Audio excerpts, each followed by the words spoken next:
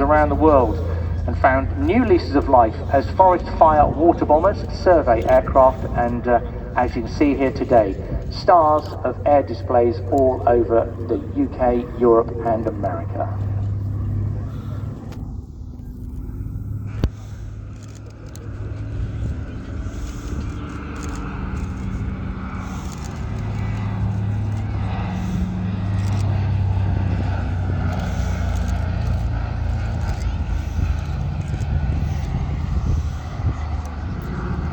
Now there are only around 14 or 15 airworthy examples around the world, of which flying for you today, this pickup is the most active, and she's now the only one flying in Europe.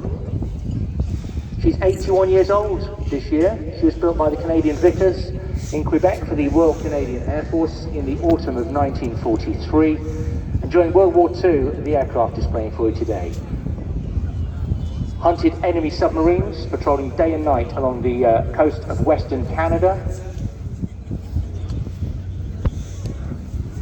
Post-war, used by the Arctic Survey, briefly working as a freighter before joining a search and rescue flight, where it served until finally being sold by them in 1961.